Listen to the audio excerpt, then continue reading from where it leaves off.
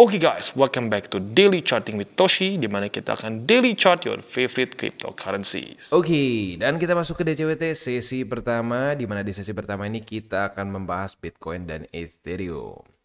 Nah, tentunya ya buat lo yang nungguin hasil dari approval ETF Ethereum, akhirnya sudah dapat jawaban ya. Approval untuk spot ETF dari FunX sudah di green light ya. Artinya apa? Sudah di approve oleh SEC. Wow, ya gua nggak nyangka jujurnya ya. Nah, ini mungkin bisa dibilang sesuai dengan yang kemarin komen dari Bro Andri. Dia bilang ini jangan-jangan political maneuver dari si Joe Biden. Dimana kita tahu Joe Biden tuh sekarang ya, jujurnya kelihatan sangat anti kripto kan. Sementara Trump terlihat sangat pro kripto. Bahkan dia baru aja ngomong kayak gini bahwa dia akan build a Bitcoin and crypto army to defeat Joe Biden katanya ya. Nah, jadi si Trump udah duluan all in di kripto, kasarnya seperti itu. Dan arguably ya dia juga dulu sebenarnya sudah pernah bikin NFT juga dan seterusnya. Walaupun untuk Bitcoin sendiri dia pernah mix ya, pernah ngomong Bitcoin tuh nggak bagus dan seterusnya. Tetapi dia lebih cepat untuk geser ke kripto duluan dibandingkan dengan Joe Biden. Ya, mungkin lagi-lagi ini adalah satu cara Joe Biden untuk membuat dia terlihat lebih baik gitu. Ini kampanye dia gitu kesannya supaya di masa dia bisa ngomong, oh kita pro kripto soalnya di masa jabatan gua nih Bitcoin dan Ethereum dapat spot ETF. Mungkin ya. Nah, tapi jadi intinya kalau kita lihat ya, ini baru si FunX. Nanti kedepannya akan ada tentunya BlackRock, Grayscale, Fidelity, dan seterusnya akan juga di-approve. Karena secara historicalnya seperti itu ya, saat yang satu sudah di-approve waktu Bitcoin Spot ETF, sisanya di-approve juga, tapi belakangan. Nggak semuanya barengan, tapi ada timelinenya masing-masing, begitu ya. Nah, pertanyaannya mungkin ada yang berpikir, loh bang, ya rally sih, rally, tapi kok nggak ngepam ya? Nah, itu dia. Ya sebenarnya ada dua alasan mungkin ya. Alasan yang satu lebih menyeramkan, alasan yang kedua ya less menyeramkan ya. Nah, yang pertama kita bahas yang lebih tidak menyeramkan dulu. Yang pertama adalah teorinya bahwa ini belum trading, belum terjadi penambahan, belum jadi penambahan demand. Ini hanya green light dulu, tapi belum terjadi transaksinya begitu. Jadi ya kita tunggu aja saat ETF spot Ethereum-nya sudah live, baru kemungkinan bisa lanjut. Itu adalah teori pertama yang lebih tidak menyeramkan. Teori kedua, ini adalah awal-awal dari masa-masa Bitcoin di sini. Ya, loh, kok nggak ngepam? Ini udah di approve. Loh, udah trading. Kok nggak naik? Der, gitu. Lagi-lagi, kita nggak tahu yang mana. Tapi kalau gue lihat sekilas, kemungkinan besar antara dua itu. Ya, antara ini adalah skenario awal-awal dari Ethereum di sini ya. Karena buat lo yang nggak tahu, saat ETF spot Bitcoin di approve itu nggak ngepam, dia malah koreksi ya. Lu bisa cek sendiri deh ya. Cek di mana tanggalnya Bitcoin ETF di approve. Itu di daerah sini nih. Gue lupa tanggalnya berapa, tapi tepat di daerah sini. Orang bingung, loh kok nggak naik lagi? Kok nggak ngepam lagi? Koreksi. Gitu ya. Tapi gue sekali lagi, gue nggak ngomong pasti seperti ini ya. Ada juga skenario yang lain bahwa ya mungkin tunggu sampai sudah ditradingkan baru nanti ngepam. Ya nggak tahu. Tapi intinya apa? Intinya jangan lu berharap kayak begini. Wah, gue udah all in di sini nih. Loh kok nggak ngepam? Udah tunggu. Taunya ngedam, nah di situ muntah darah. Gitu. Jadi makanya kenapa gue bilang jangan all in di Ethereum sekarang. Kalau lu mau all in tuh udah telat. Kalau all in tuh di awal bull market di sini nih. Ini masih bisa lah lu all in daerah-daerah sini gitu. Tapi kalau sekarang menurut gua udah nggak worth it kita all in. Kita harusnya lebih ke DCA. Nah, lagi-lagi yang menang siapa? Yang menang tuh yang kemarin DCA nih ya. Kalau lu kemarin DCA Ethereum di sini ya, kita udah bahas berkali-kali. Buy limit ini gue sampai hafal. Buy limit 1 2 3. 1 2 3. Soalnya bukan berbulan-bulan, tapi berminggu-minggu di situ terus ya. Lu kebayang akumulasi di sini 3 tempat ini terus ya? Ya lu hitung sendiri persentasenya berapa. Lu dapat pumpnya. Jadi lagi-lagi menurut gua sih kita tuh jangan chasing pumps, jangan mengejar pump. Kita akumulasi saat dia koreksi. Gitu ya. Nah, itu kurang lebih ya, jadi ya kita harus lihat nanti saat sudah ditradingkan apakah masuk ke teori 1 atau teori 2 ya. Jadi ya itu untuk Ethereum. Untuk Bitcoin kita bisa lihat di sini dia sesuai dengan pembahasan ya, dia kehilangan 70.000 itu menurut gua akan penting ya, karena 70.000 nih setiap kali dia hilang 70.000 biasanya ada momentum ke bawah lagi.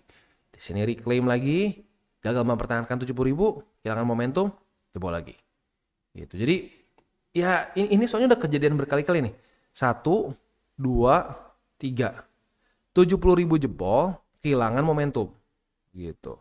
Kalau secara kalau secara logikanya kenapa bisa seperti itu?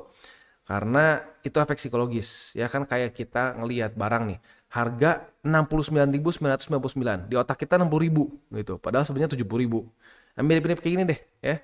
Ini kalau di bawah dari 70.000 mau 6999, kita secara mentalnya berpikir, waduh udah di bawah 70.000 nih. Nah mirip-mirip kayak gitulah kasarnya ya. Makanya setelah itu dia mencoba reclaim, gagal ya jadi ke bawah. Begitu. Tapi menurut gua untungnya ETF dari si Ethereum itu nggak di reject. Kalau di reject mungkin Bitcoin bisa jebol lagi dari 67.000. Karena kalau lihat di Ethereum juga secara weeknya tuh dalam banget ya. Weeknya sampai ke angka nyaris ke angka 3.521 gitu. Jadi ya lagi-lagi gitu kan si market volatile ya. Oke, next kita geser ke economic calendar ya. Untuk hari ini tanggal 24 Mei hari Jumat dari US akan keluar durable goods ya, durable goods orders. Harapan kita apa? Harapan kita ya kalau kita pengen USD melemah ya, kalau kayak pengen USD menguat ya berarti tinggal dibalikin aja. Kalau kita pengen USD menguat berarti harapan kita lebih tinggi daripada minus 0,09. Kalau kita berharap dia melemah ya berarti lebih kecil, itu minusnya lebih gede ya. Jadi ya kan otomatis ini kadang-kadang suka ada yang salah nih. Kalau kita pengen dia lebih jelek daripada forecast, berarti kita minusnya minta lebih gede ya dong. Kalau minusnya makin gede kan makin di bawah begitu. Ya. Oke. Next kita geser lagi. Udah, ternyata cuma satu ya. Hari ini cuma satu aja durable goods orders. Untuk besok dari US hari Sabtu. Hari Sabtu biasa aja bintang 2 dan bintang 1 saja. Jadi bisa lebih fokus ke TA untuk besok ya. Nah, jadi ya lagi-lagi sebelum kita mulai, gue harus mengingatkan lagi kenapa gue sangat setuju sama statement salah satu subscriber gue yang ngomong nih, DCA is king. It is king menurut gue. At the end of the day, DCA itu bisa membuat lu anti FOMO, bisa buat lu saat dia turun ya lu harga ikutan turun gitu, dia naik ya ikutan naik gitu. Paling mungkin kalau cuma dibandingkan dengan all in, kerugiannya apa? Ya kalau sampai lu ternyata ya averaging up itu lebih rugi dibanding all in. Tapi sisanya nggak ada kerugian dari DCA. Gitu. Jadi makanya lagi-lagi ya buat lo ya kalau dia lagi koreksi itu waktunya untuk beli gitu ya. Sama kayak sebenarnya suka nggak suka gitu ya. Masa-masa terbaik tuh waktu di sini gitu. Dan orang harus ingat ya. Kalau buat lo yang udah sama-sama TCI dari zaman sini gitu ya. Ya udah enak, kurang lebih sama resikonya sama gua. Buat yang baru-baru nih, apalagi yang all in di sini, itu lu resikonya sangat berbeda dibandingkan kita. Begitu makanya kenapa gua pribadi dan para subscriber gue yang dari 2022 itu tenang-tenang aja ya. Makanya banyak kan di komen yang ngomong gini, udah santai gua sih ngedam sok, ngepam udah siap. Artinya apa? Kemungkinan besar mereka tuh subscriber lama, berarti udah dapat dari zaman sini atau mungkin sini. Gitu. Ya jadi ya gimana ya kadang-kadang susah juga kalau misalkan dibilang, tapi enak lu bang lu di sini." Enak apanya gitu. Di masa-masa sini tuh gua ya dan gue cukup yakin para subscriber gua tuh diridicule. "Hah, Bitcoin? Bukannya Bitcoin lagi ngedump, ngapain beli Bitcoin? Beli itu waktu lagi naik." Kebalik.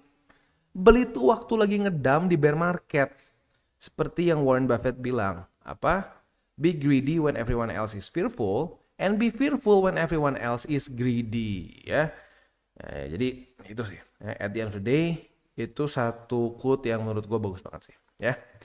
Oke, kurang lebih seperti itu gambarannya.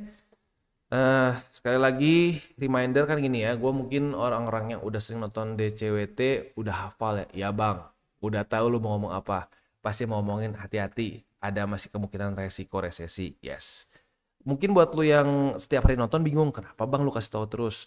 Nah, itu supaya apa? Supaya reminder buat orang-orang bahwa pada faktanya itu masih satu resiko yang besar ya. Interest rate di US terakhir kali selama ini di hold ya, itu tuh di 23 tahun lalu ya, which is 2000 awal ya, tahun 2000 awal. Udah lama banget ya. Nah, permasalahannya apakah mereka akan terlalu lama di sini sehingga terjadi resesi begitu ya. Karena itu yang sering terjadi ya. Saat inflasi nggak sampai target TP, target TP, nggak sampai target juga di 2%, dia akan tahan lama, tahan terus interest rate-nya dengan posisi yang tinggi, ujung-ujungnya marketnya nggak tahan jebol, akhirnya masuk resesi dan the Fed terpaksa harus nurunin interest rate dengan balance sheet yang dibalikin juga, dinaikin ke atas atau dia tambah tepatnya ya, tambah balance sheet gitu. Nah, masa-masa seperti itu tuh bisa dibilang terjadi di 2019 di sini ya. Ya 2019-2020 lah ya. Masuk resesi, interest rate turun ya, Bitcoin ngedam, nah, baru pelan-pelan naik lagi ke atas gitu ya. Jadi harus siap ada kemungkinan seperti itu ya. Oke, jadi kurang lebih seperti itu. Next kita akan masuk ke buy limit. Sebelum kita masuk ke buy limit, gua akan disclaimer dulu bahwa semua konten dari TCI bukanlah financial advice. Ini semua bentuknya adalah edukasi. Lalu bagaimana cara untuk mendukung TCI? Ada banyak caranya. Lu bisa like our video, bisa share our video, atau juga bisa menggunakan link referral kita di bawah. Nah, sekarang kita akan dengar dulu pesan-pesan dari sponsor kita pada hari ini. Oke, today's video is brought to you by BitGet, di mana TCI sedang ada campaign khusus ya. Jadi bagi elu yang menggunakan link referral kita di bawah bisa mengikuti campaign ini ya. Deposit 100 USDT bisa dapatkan maksimum 50 USDT. Bagaimana cara ikutannya? Kita langsung bahas aja. Yang pertama, ini tugas yang paling gampang. Elu daftar dengan link referral kita di bawah dan lakukan deposit bersih lebih dari 100 USDT dan lu pertahankan minimal 2 hari, lu akan langsung mendapatkan 20 USDT. Ini yang paling gampang menurut gua dan semua orang bisa lah ya. Ya kalau memang lu pengen akumulasi juga ya mendingan sekalian aja kayak gini ya, karena dimana lagi lu bisa cuma depo 100 USDT langsung dapat cashback 20% basically ya, $20. Next, kalau lu memang mau akumulasi 500 USDT harusnya ya normal lah kalau melakukan akumulasi seperti itu ya. Nah, maka dari itu kalau lu volumenya lebih dari 500 USDT, lu akan mendapatkan lagi cashback sebesar $5.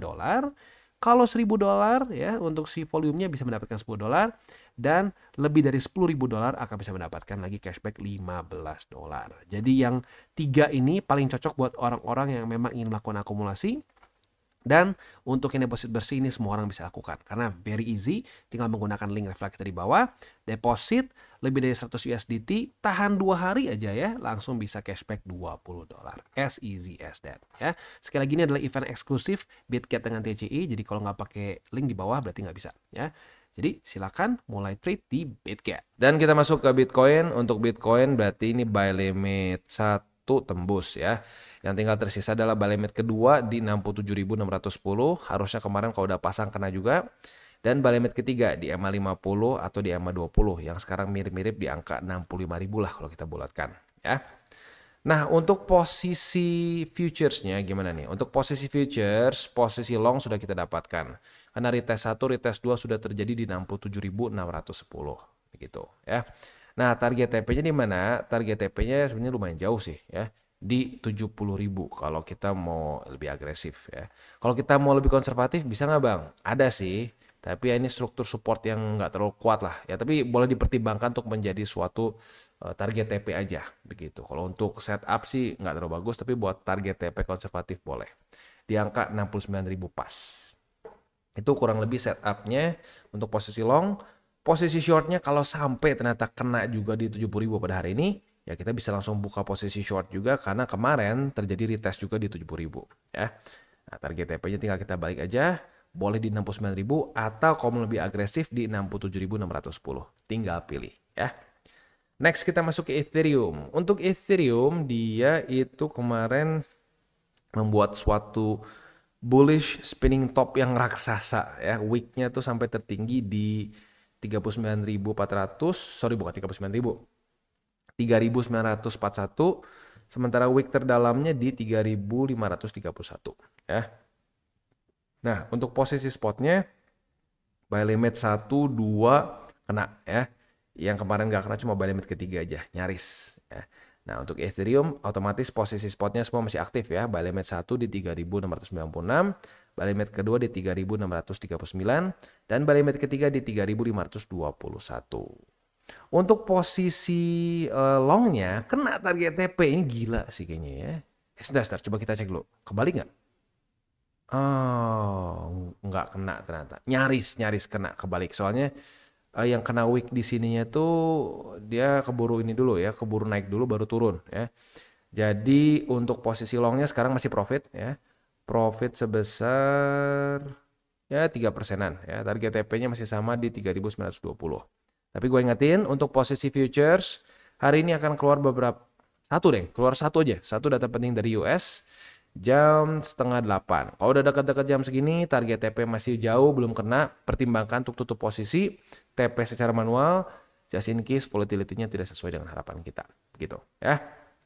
Jadi, overall seperti itu untuk update kita pada hari ini di DCWT 1. Buat lo yang pengen pair favorite dimasukin ke DCWT sesi kedua, komen di bawah. Apabila cukup banyak demand-nya, kita akan masukkan ke DCWT sesi kedua. Ya. Dan ya lagi-lagi, untuk Ethereum ini, ya balik kedua teori itu. Teori pertama, dia akan mulai rally karena saat nanti sudah mulai trading ya, karena sekarang belum ya, baru di approve doang. Atau jangan-jangan ini adalah momen-momen mirip-mirip seperti di sini nih ya, mirip-mirip seperti di sini, di mana Bitcoin ETF hype-nya sudah mulai hilang, udah approve malah dump ya. Ya kita bukan ahli nujum, kita harus lihat nanti pada faktanya seperti apa. Tapi menurut gua akan kurang lebih seperti dua skenario itu ya. Oke, seperti biasa gue tutup dengan 3 golden rule. Jangan pakai uang panas, jangan over leverage, dan berpikirlah jangka panjang. Oke guys, jadi itu adalah akhir dari segmen DCWT kita pada hari ini. Dan jangan lupa bagi kalian yang merasakan manfaat dari segmen ini, jangan lupa untuk share ke teman-teman kalian. Dan apabila lu pengen mensupport channel kita, ya TCI, jangan lupa untuk menggunakan link referral kita di bawah. Nggak wajib ya, tetapi apabila lu menggunakan link referral kita di bawah, ada macam-macam ya, dari Bybit, Huobi, Maxi, toko kripto, dan banyak lagi ya. Ya, walaupun nggak wajib, tapi kalau menggunakan link referral kita, lu secara langsung membantu perkembangan dari TCI. Dan satu lagi, jangan lupa juga untuk join Telegram group kita, di mana kita bisa ngobrol-ngobrol santai mengenai dunia cryptocurrency secara dua arah. So, jangan lupa untuk like, subscribe, click the bell icon, and see you on the next video.